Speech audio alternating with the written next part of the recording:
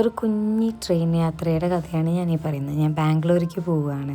ഒരുപാട് എക്സൈറ്റഡ് ആണ്. കാരണം ഞാൻ ഒരുപാട് കാലമായിട്ട് വെയിറ്റ് ചെയ്തിരുന്നൊരു മൊമെൻറ്റിലേക്കാണ് ഞാനിപ്പോൾ പോകുന്നത്.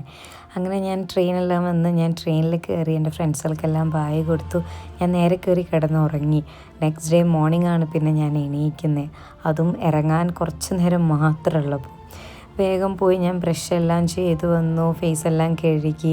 ഇവിടെ ഭയങ്കര തണുപ്പായതുകൊണ്ട് തന്നെ എനിക്ക് ഒട്ടും സഹിക്കാൻ പറ്റാത്ത തണുപ്പാണ്. ആ തണുപ്പായതുകൊണ്ട് ഞാൻ വേഗം മോയ്സ്ചറൈസർ കാര്യങ്ങളൊക്കെ ചെയ്ത് ഫേസെല്ലാം സെറ്റാക്കി വെച്ചു.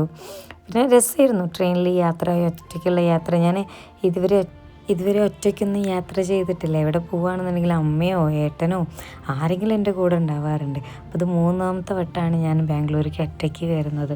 അതൊരു നല്ല കാര്യത്തിനാണല്ലോ ആലോചിക്കുമ്പോൾ ഞാൻ ഹാപ്പിയാണ്. പക്ഷേ ഇതും രസമാണ്, ഈ ഒറ്റയ്ക്കുള്ള പോക്ക് കാര്യങ്ങളൊക്കെ രസമാണ്.